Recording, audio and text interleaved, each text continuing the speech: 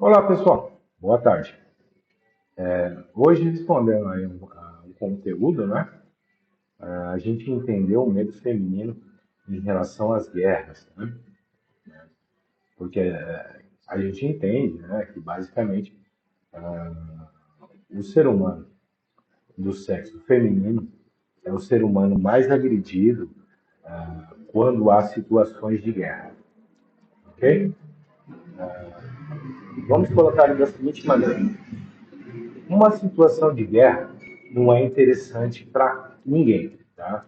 A guerra nunca é interessante para nenhum lado, tá? O conflito armado, ele realmente vai levar a situações de degradação, tá? Humilhação, vai levar o ser humano ao pior nível que o ser humano pode chegar, tá? É a maior degradação humana se tem notícia de situações de guerra, tá? Situações de guerra não é interessante para ninguém. Deve ser evitado de todas as formas, de todas as maneiras. A diplomacia deve ser utilizada ao máximo, o esforço deve ser imenso, porque situações de guerra não é interessante para ninguém. Situações de conflito não é interessante para ninguém, tá?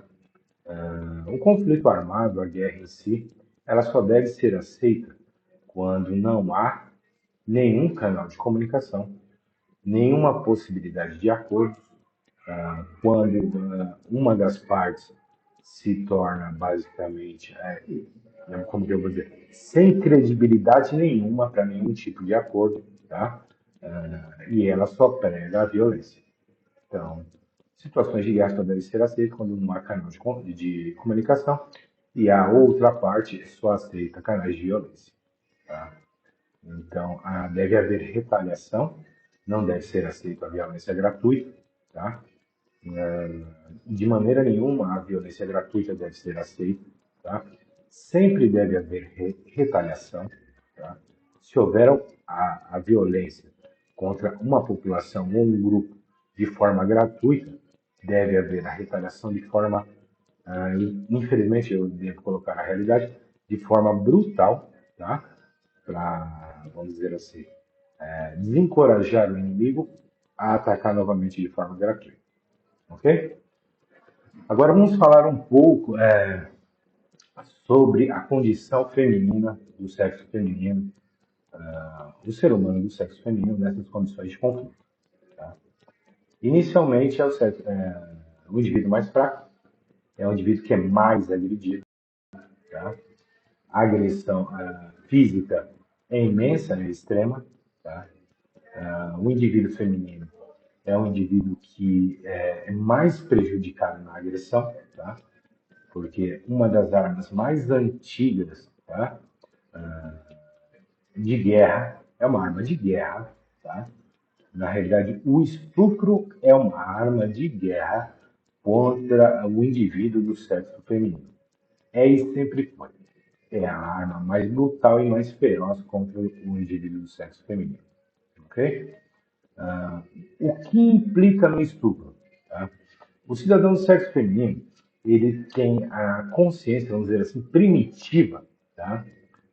Já dentro dele, inoculado, gravado na memória e tal, que a relação sexual pode trazer a prole. Tá? E quais são as responsabilidades da prole? Eu devo alimentar, cuidar, manter, tá? E deixá-lo vivo até a fase adulta. É uma responsabilidade imensa. Tá? No primitivo feminino, ele entende essa responsabilidade. Entende que é uma responsabilidade muito grande, tá? Entende o dano que ele pode sofrer em trazer a prole em momentos errados, tá? Em momentos, vamos dizer assim, que a condição financeira não está ok, que a condição, vamos dizer assim, social não está ok. Ela entende, ela acredita que ela vai ter que se submeter a ações que antes ela não deveria se não tivesse a prole. E é isso, correto? É isso mesmo. Indivíduos do sexo feminino que não têm uma boa condição durante a guerra têm que se submeter a situações deploráveis, humilhantes, para manter a prole. Isso é verdade, isso está correto. Este é um dos principais medos, tá, do indivíduo do sexo feminino em trazer a prole em situação de guerra. Ok? E ela está correta, tá? Ela terá que fazer isso para resguardar a prole, o filho ou a filha, como for, tá? Então, este medo chega a ser pânico, se torna pânico dentro do indivíduo do sexo feminino em relação a um estupro ou, vamos supor assim, a uma violação, algo não permitido que pode acarretar em trazer a prole. Então, eu posso dizer que 100% dos indivíduos do sexo feminino, tá, eles têm esse medo profundo. Tá? O estupro, além de uma violência física, além de uma violência corporal, é uma violência mental, tá? Para o indivíduo do sexo feminino. E eu posso colocar da seguinte forma: as mulheres mais agredidas nesse nível, durante uma guerra, um conflito, alguma coisa, são aquelas que não determinam lado, tá? Aquelas que flutuam entre os dois lados do conflito, tá? Aquelas que estão flutuando entre os dois lados do conflito serão serão mais agredidas naquele conflito. Por quê? Porque elas serão agredidas dos dois lados, tanto do lado vencedor quanto do lado perdedor. Então, se você se posiciona de uma maneira firme e sólida, apenas de um lado do conflito, a chance de você ser agredida é menor. Eu nunca posso dizer que é inexistente, é nula, não vai acontecer. Mas a chance é menor da agressão se você tem uma base firme de um lado só do conflito. Você não flutua entre os dois lados. Tá? Vamos colocar da seguinte forma: a conversa entre os dois lados do conflito sempre tem que haver. O canal de comunicação tem que estar ligado, tem que estar funcionando, tem que haver um canal direto sempre, porque há algumas situações realmente que é necessário conversar, pedir um corredor livre, uma zona desmilitarizada, onde eu necessito retirar civis e crianças, onde eu necessito transportar com doentes e idosos. Então, a conversa entre os dois lados do conflito tem que haver. Tá? Mas em nenhum momento eu colocaria que é interessante para o indivíduo do sexo feminino flutuar entre os dois lados do conflito. Não é interessante, porque ela será agredida dos dois lados. Quer dizer, a chance de agressão dela, para ela, aumenta em 50%, tá? Se ela está flutuando entre os dois lados. Se ela está firme, sólida, vamos dizer assim, fiel de um lado só, ela só tem a chance do outro lado atacá-la. E aí, se este lado, que ela está firme, a protege firmemente, ela não tem problema, não será atacada. Muito dificilmente. Não é impossível, mas é muito difícil ela ser atacada pelo seu próprio lado. Agora, quando ela flutua entre os dois lados, numa dessas flutuadas, ela pode ser agredida por algum dos lados e se acha prejudicado pela ação dela, pela presença dela, pelo porque ela é responsável pelas ferramentas que ela tem que atuar, esse tipo de coisa. Aí ela pode ser agredida por um dos lados. Então, a melhor segurança realmente, eu diria, em situações de conflito do sexo feminino, é se manter firme e sólida na base de um dos lados. Tá? Esse seria o ponto principal, se manter firme, sólido e forte em apenas um dos lados. Porque aí você só tem que se preocupar com o outro lado. Você não tem que ficar se preocupando com os dois lados, tem local para ficar, sabe? Você basicamente fica sem onde se esconder se você agredir os dois lados. Você não tem como se esconder. Você deixou um nervoso e o outro nervoso. Então você vai ficar no meio do conflito e não tem onde se esconder. Se você se firma apenas de um lado, você tem um local seguro, uma segurança para se esconder, para viver, para morar, para comer, apenas se preocupando com o outro lado. É bem simples. É igual um time de futebol, um jogo de futebol. Você olha para o campo oposto e só se preocupa com aquele. Do seu lado está ok, são todos amigos. É basicamente isso. E sim, o estupro, a violência sexual, ela é impressionante. A ferramenta de agressão sexual é impressionante. Vamos colocar assim: 100% das mulheres têm medo desta agressão. Tá? E é a ferramenta de guerra mais antiga utilizada para danificar o cidadão do sexo feminino de forma permanente e muitas vezes impossível de recuperação. Por isso que é uma ferramenta de guerra tão eficiente. Vamos supor, eu quero invalidar uma população feminina de uma cidade. Eu coloco todas elas no estádio e pratico essa violência brutal. Toda a população dessa cidade estará comprometida e perdida até, tá? Após essa violência. Tá? Então, o conselho que eu dou é sempre se firmar apenas em um dos lados. Tá? Se por um acaso acontecer e você escolher o lado perdedor, você vai ter que entender e saber quando bater em retirada, recuar de forma profunda para as posições de retaguarda, não ficar no meio do conflito. Tá? Agora vamos falar um pouco das grandes mulheres aí pela história, tá? O que foi solicitado. Eu devo começar aqui pela segunda mulher do Nelson Mandela, tá? Winnie Mandela. Tá? Durante o apartheid na África do Sul, a Winnie Mandela se torna uma força representativa muito grande ao movimento de Mandela, tá? Ao partido de Mandela. E ela opta, muitas vezes, ser o braço armado do grupo, partir para a agressão, realmente para a guerra armada. Tá? E justamente por isso ela é muito agredida. Tá? Ela sofre estupros constantes. Tá? O imã dela foi estuprada diversas, centenas de vezes. E isso causa um dano tão profundo em mim que ela se torna extremamente agressiva. Tá? Ela se torna apenas fechada na violência.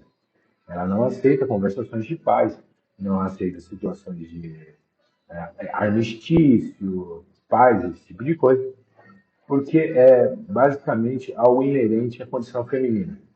A agressão que ela sofreu foi tão imensa que ela não consegue partir para a condição lógica, a conversação de paz, esse tipo de coisa. Tá? Lembrando que sem o Winnie Mandela, Mandela não teria chegado a presidente da África do Sul nunca. Mas ela se perde no caminho devido às agressões que ela sofre. Tá? Então, quer dizer, vamos dizer assim, a personalidade dela é moldada de forma terrível porque ela foi extremamente agredida. Tá? Então, isso causa nela desejo de vingança, voltada apenas para a guerra, para a arma, para matar, para destruir. É um sentido de vingança em detrimento da agressão terrível que ela sofreu durante toda a luta de Mandela. Ok? Então, Winnie é perdida a guerra devido às grandes agressões que ela sofre. Tá?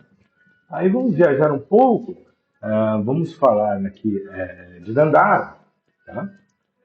Também a mulher de Zumbi dos Palmares, um grande líder também, que viveu durante muito tempo em guerra, vamos dizer assim, com a coroa portuguesa e tudo mais, buscando a libertação dos escravos.